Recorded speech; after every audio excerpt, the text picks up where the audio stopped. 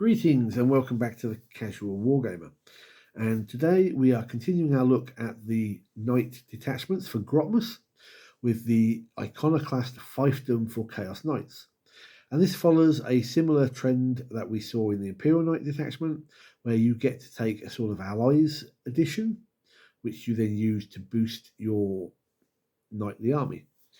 In this instance, you get to take damned units. And initially I thought, oh, you get to take Chaos Marines. But damned actually just applies to the various cultist units and I think Felgor Beastmen, if I remember reading it right. Okay, so you've basically got a bunch of Chaos Nutters running around at the feet of your knights. So let's see what this detachment does for you. It has a rule called Dreaded Masters. And you get your Chaos Knights get the following abilities.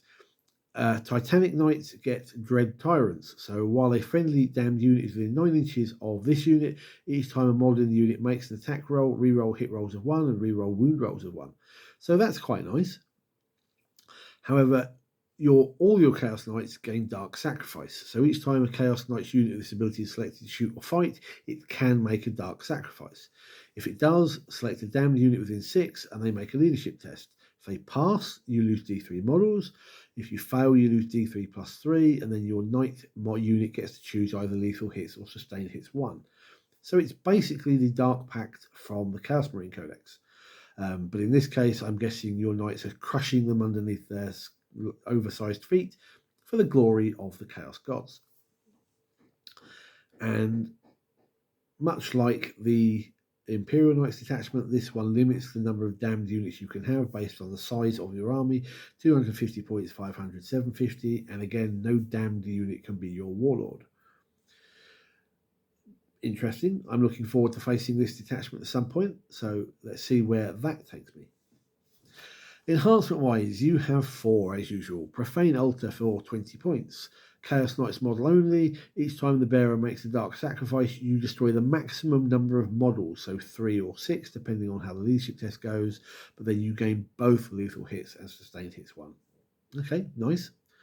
Pave the way for 15 points. Chaos Knights model only. At the start of the declare battle formation step, you can select up to 3 damned units from the army, and they gain Scout 6.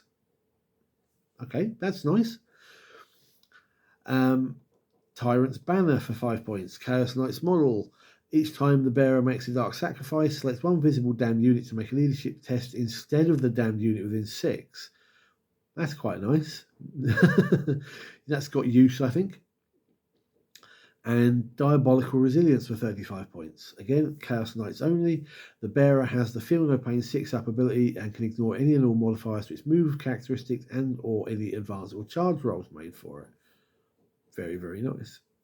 I'm just going to stop a second, guys. If you hear strange banging in the background, that's my neighbour being really annoying. Apologies. He obviously doesn't like Chaos Knights. Stratagems. Avenge the Masters. So in any phase, 1 Chaos Knights unit from your army that was just destroyed, you can use your stratagem on them, even though it was just destroyed. Until the end of the battle, the enemy unit that destroyed the unit is marked, and the damned models that attack it gain lethal hits. So there's basically an identical one in the Imperial Knights detachment. Again, no complaints. That's quite handy. Although, depending on what you're facing, it might not be so great. Wretched Masses. 1 damned unit. This is any phase, excluding accursed cultists from your army that was just destroyed. Can use a stratagem even though they were just destroyed. Add a new unit to your army identical to your destroyed unit in strategic reserves and its starting strength with all its wounds remaining. With a restriction, you can only use this stratagem once per battle and you cannot be used to return destroyed characters to that attached unit. So that's quite nice. It gives you you're crushing your cultists, but you get a chance to bring 1 unit of them back just in case. Very, very nice.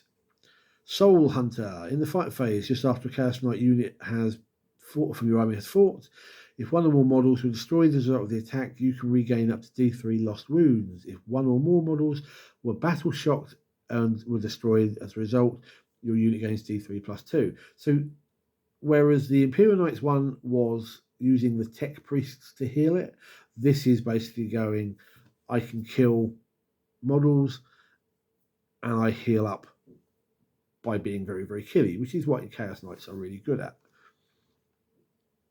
Unrestrained Rage. In your movement phase, just after a Chaos Knight's unit from your army advances or falls back, until the end of the turn, your unit is eligible to shoot and declare a charge on the turn in which it advanced or fell back. Very, very nice. That's going to be quite handy for the old melee-based knights. Worthless Chattel. Your shooting phase, one damned unit from your army. Until the end of the phase, enemy units are not considered to be within engagement range for your unit for the purposes of selecting targets of ranged weapons. Until the end of the phase, each time an enemy model loses a wound while that model's unit is within engagement range of your unit, roll a d6. On a 4+1 model from your unit is destroyed after the attacking unit finishes making its attacks. So your cultists will basically get to shoot out wherever they want, but there's a chance that because they're not paying attention, the enemy cut them down. Okay, I'll take that.